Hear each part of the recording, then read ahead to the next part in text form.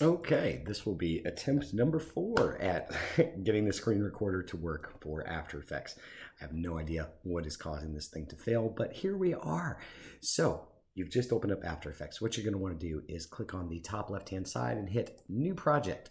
From here, it brings you into the screen. We're interested in creating a new composition. That's what After Effects calls our work area. So I'm going to click this gray button here. When I click on that, there's a couple things that I'm looking for. You can give it a title if you want to. If you're working with multiple compositions, it's pretty useful. Make sure that your scale is 1920 by 1080. Normally, it defaults to 30 frames per second, but since you guys are coming from animation, you're probably working in 24 frames per second or used to that. That's fine. Go ahead and set it to 24 frames per second. The next thing that we want to make sure that we look at is it is 10 seconds long. That's how long these animations are going to need to be. So make sure that you set a 1 and a 0 between these two little brackets. Your background color, that can be whatever. It's not that important. Let's go ahead and hit OK. So 24 frames, 10 seconds. See what that looks like, and go. So that's going to create your composition. You can see over here on the left-hand side, this is going to be kind of your file library. We've got our work screen here. Right now it's blank because we don't have anything in it. We've got our playback preview over here on the left-hand side, and down here in the bottom left is where all our files are going to go. We're going to be doing a lot of stuff within this window, and then we've got our time slider here over on the right hand side. A couple interesting things within After Effects for the time slider. First, we've got our blue guitar pick. This is going to be our time slider. That blue line lets you know where you're looking at within the composition. We can also see the exact frame that we're on just above that. That's pretty useful, and we're going to use that quite a bit. Next thing I want to show you is these two gray bars here. You can manipulate those. So by pulling this bigger gray bar over on either side, it's going to create a light gray window and then a dark gray kind of line. That's going to be your playback region. After Effects works by RAM previewing files. It does not hold your source files inside of the After Effects folder. This is going to be pulling them from places on your computer. So please make sure that when you are saving these files that you're going to keep this Illustrator file in a folder that you drag to the desktop, open it up from there into class, drag that same folder with the saved After Effects file and the Adobe Illustrator file back into your cloud storage, and do that every time you come into class. So this is going to be our RAM preview. As our scenes get more complicated, this green bar here is going to start to break up, and it's going to have to play through, build the RAM preview, and then it'll play back a second time at full speed. Pretty useful when you only want to preview one little region that you're working on within your animation. The next one that I want to show you is the skinny gray bar up at the top with the blue back brackets on either side. You can see that that's starting to manipulate my time slider. It looks a little bit scary at first, but the important thing that this is going to do is when we're working in motion graphics, you're going to find out real fast how much information you can carry within 1 second of animation. 1 second of animation can take you quite a while to actually build out. So for render purposes, or for working purposes, bringing this thing down to like 3 seconds or so is going to be a lot tighter for you to tell where you're putting your keyframes frame by frame. Quick note on keyframing within After Effects and setting up these motion paths. Motion graphics, for the most part, is going to work very, very quickly. You're going to have a lot faster animations than you would within 2D animation. So 12 frames for something to arrive on the screen is just kind of lackadaisical. It's going to feel slow. Most of the time, you're going to want things to arrive onto the screen nice, fast, and poppy to have a lot of energy. So we're going to be doing 8 frames for something to arrive, another 4 frames or 5 frames for it to be able to kind of bounce in or wiggle or do whatever it needs to do. And then 6 frames is going to be, really fast, like it just, drank a little 9-year-old that just drank some Surge Cola. And then 4 frames is going to be, someone who just drank 3 5-hour energy drinks and they are ready for the day. Okay. Now let's go ahead and get our file into After Effects. Over here on the left-hand side, my favorite way to do it is just to go to right, click, and go to Import File. I don't know why I like doing it that way, but you can also go to the top file on the left. When we open this up, normally you never do anything within this import window. You just hit the button and hit OK. After Effects has got one more step in here to get your files in, and I want to explain that to you. At first, it's going to try to import your files as footage. You do not want this. That's going to put all your layers in a sequence. It's no bueno.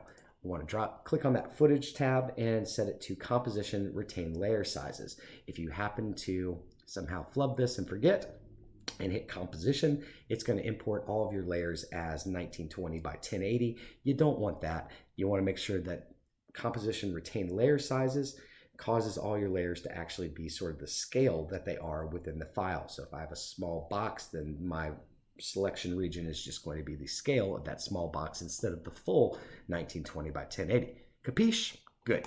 So we're going to hit composition, retain layer sizes, and from there we are ready to import. Ta-da! So now we've got our first file within After Effects. But you notice that we don't have anything in our timeline yet. You're going to have to drag it from the library over here into your scene.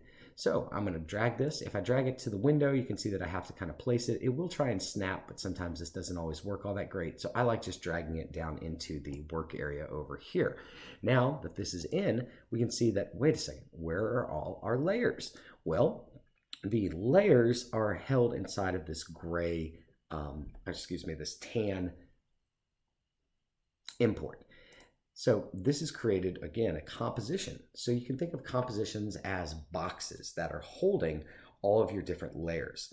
This seems like a frivolous step that we're about to go through next, but for the purpose of understanding how After Effects works, this is how I'd like for you guys to set up these initial projects. So what you need to do whenever you see one of these tan bars that's got, a bunch of layers on the inside of it, we're just going to double click on the name of it, and that's going to bring us into that layer. This is where After Effects starts to become kind of a bottomless well. So what I'm going to do once I'm inside that layer is I'm just going to select my top layer, scroll down with my middle mouse wheel, scrolling it down, hold down Shift, and then that'll allow me to select all the layers. I'm going to hit Control C just to be able to copy.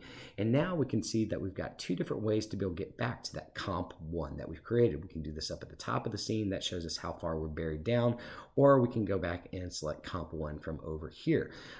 This will stay open after we go out of here. So as you start to work in multiple comps and subfolders and stuff like that, more and more of these are going to become open, and sometimes you have to close them. Anywho, let's go back to comp 1. So within comp 1, I'm just going to select out and hit Control V. Now all of a sudden, I've got all those layers out of that composition into my main comp 1.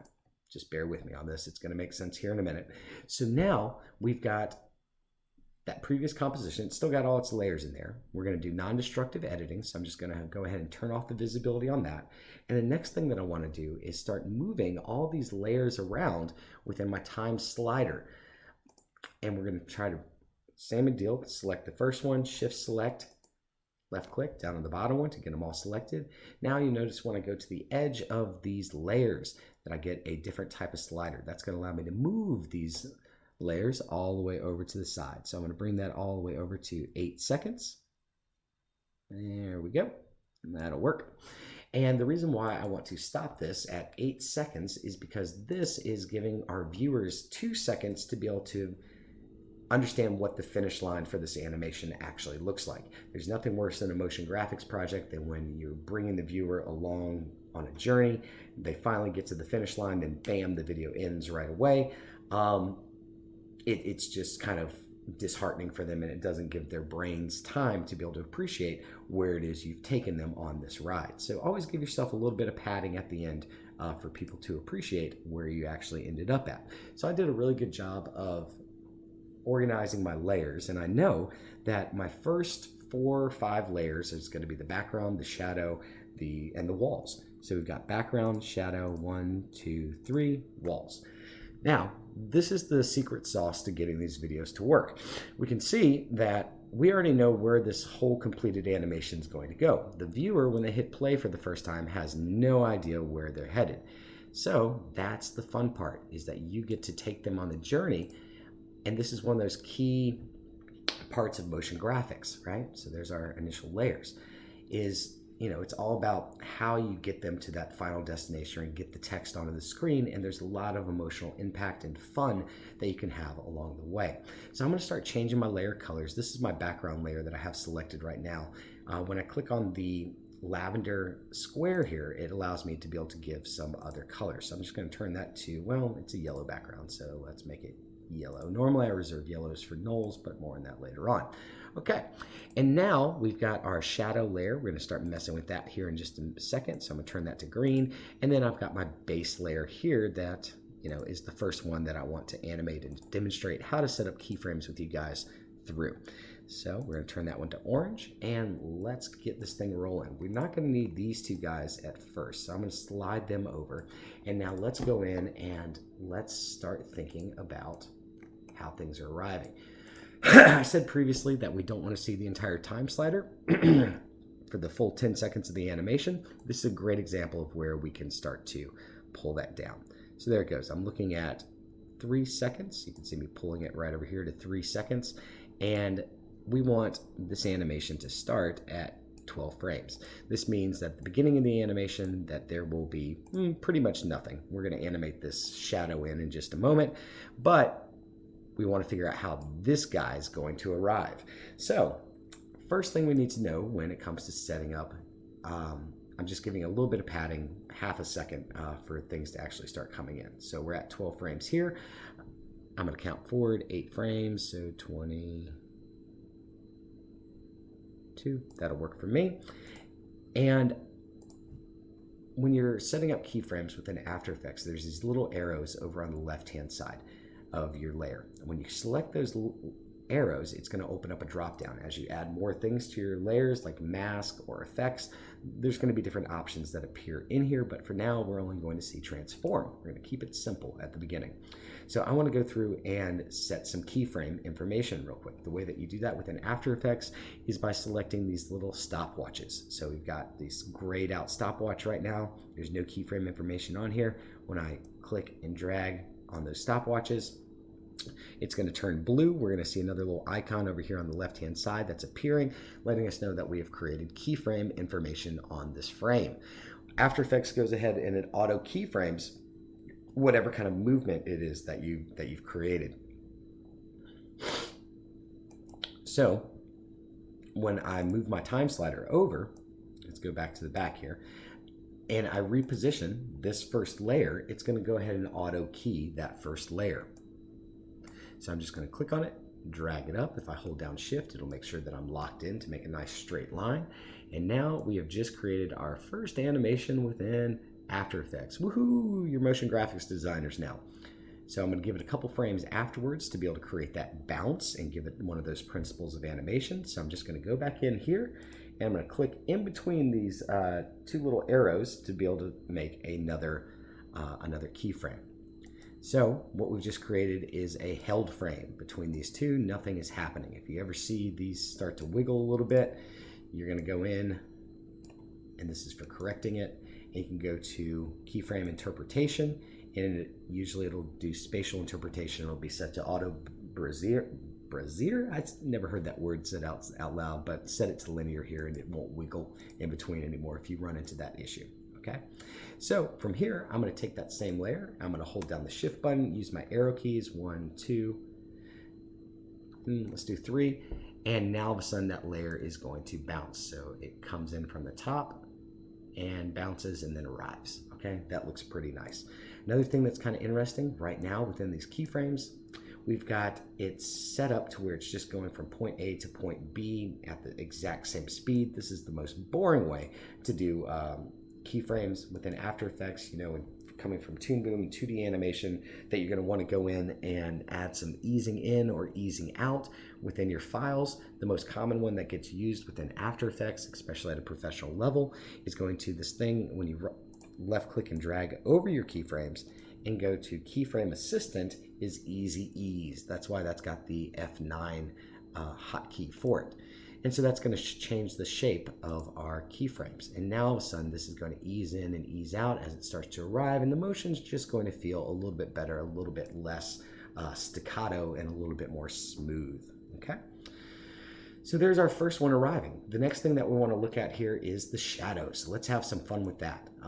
My shadow right now is sort of a weird size because it's built for the final lockup. So we're going to change the scale of that, or rather lock the scale in just for later on down the line. So transform, and we're going to go position, scale, rotation, opacity, lock all that in back at the 8-second mark. Okay, so now we're in a good spot because we've retained that final scale to start making it work and come in here. So this is when it actually, arrives. The first piece lands. So I'm going to go down and I'm going to scale this thing down. Notice how instead of grabbing these the selection box, I don't really work with that too often. I'm usually going to go over here, and then this allows me, when I hold down the left key, to be able to scale things. If you turn off this infinity symbol, you can scale just one side of it, and that can give you some neat results as well for animation, especially when you're having boxes come in around text. So there it goes. So that's a pretty good spot for this guy to arrive. I've got 2 keyframes set up.